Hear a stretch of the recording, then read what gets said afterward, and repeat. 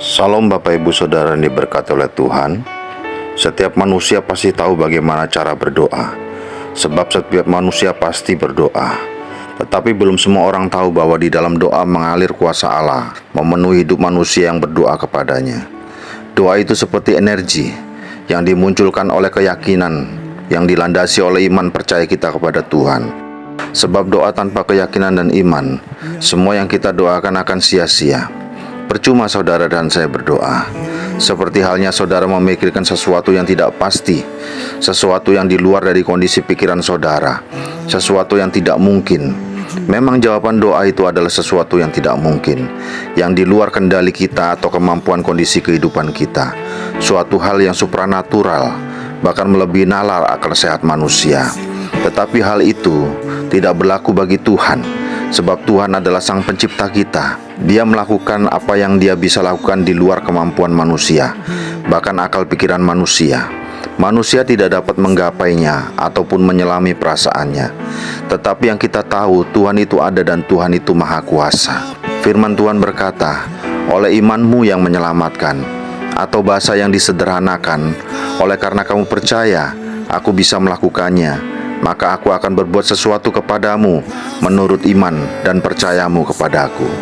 Saat saudara berdoa tanpa iman dan percaya, sama halnya saudara tidak perlu berdoa, suatu hal yang sia-sia dan membuang-buang waktu.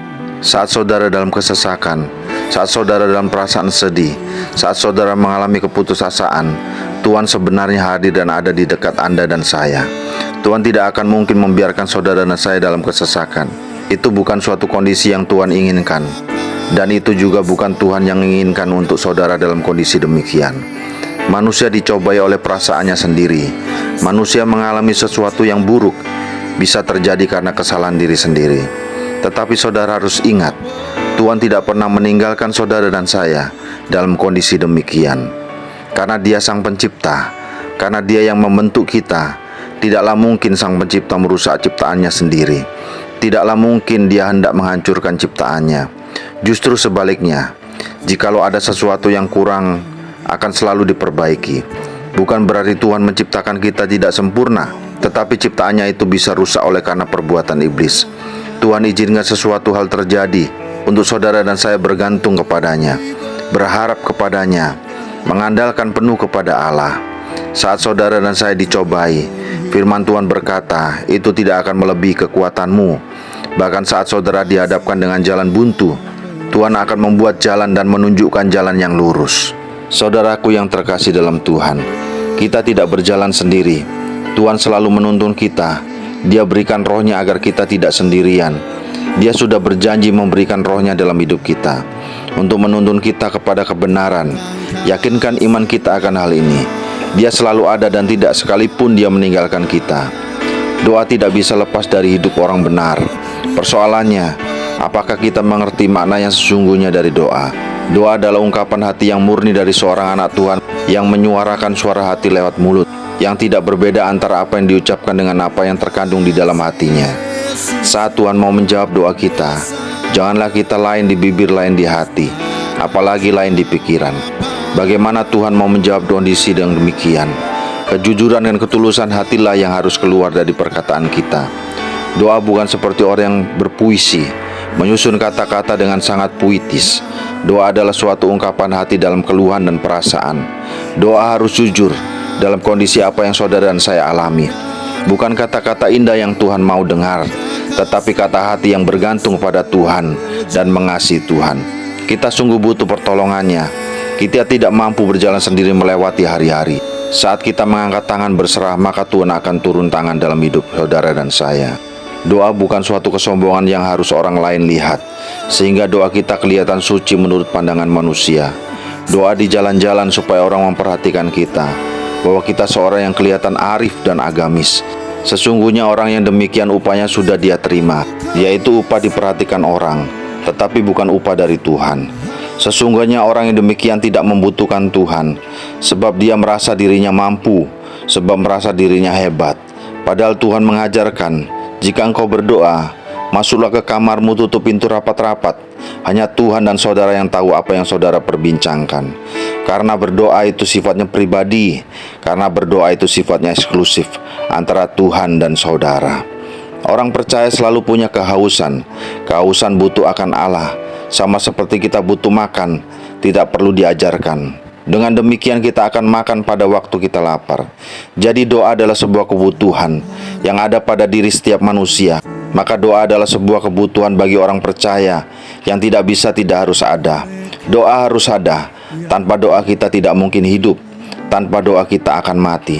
Doa adalah sebuah kebutuhan yang harus dipenuhi, yang harus kita lakukan. Dan suatu kebutuhan tidak pernah dilakukan dengan terpaksa. Kebutuhan dilakukan dengan sikap suka dan menyenangkan. Bahkan kebutuhan itu akan kita cari sendiri. Kalau kita sadar doa adalah suatu kebutuhan, pasti kita tidak akan pernah berhenti berdoa. Kita akan sangat suka berdoa dan melakukannya dengan penuh sukacita, bukan karena terpaksa.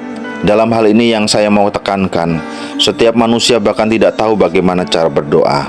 Doa adalah ucapan dari perasaan kondisi hati yang dituangkan lewat kata-kata, sehingga ungkapan dan keluhan yang tidak terucapkan itu awalnya terpendam di dalam suasana hati, meluap dari ucapan dan perkataan lewat mulut kita.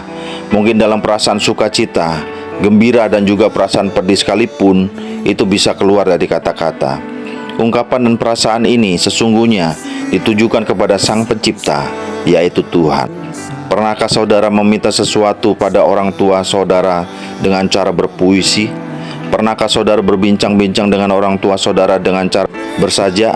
Atau menuliskan dulu di dalam buku, lalu orang tua saudara duduk di kursi dan saudara mulai membacakan tulisan tersebut. Oh Bapak, Bapakku yang aku kasihi, Engkau seperti gunung yang tinggi, Engkau seperti lautan yang dalam, tak terselami dan tak terukur kasih-Mu. Saat ini aku membutuhkan uang untuk membeli buku pelajaran. Tentu orang tua saudara akan berpikir, mungkin anakku sedang sakit, bisa sakit hatinya atau sakit pikirannya. Saat kita menyampaikan sesuatu kepada orang tua kita, tentulah apa yang kita butuhkan itu yang kita sampaikan. Atau perasaan ucapan terima kasih, ucapan syukur. Bahkan selama ini sebagai orang tua yang baik, sudah melakukan tanggung jawab yang luar biasa. Hal inilah yang saya maksudkan sebagai doa. Perasaan hati kita dan keluhan ungkapan hati kita. Suatu hal yang sederhana dan mengandung makna. Bapak ibu saudaraku yang diberkati Tuhan, harus penuh dengan ketulusan, kejujuran, dan hati yang percaya. Bukan saat saudara ada masalah baru berdoa, tetapi saat kita bersyukur, berterima kasih buat apa yang Tuhan sudah kerjakan dalam hidup kita sampai hari ini. Amin. Tuhan Yesus berkati.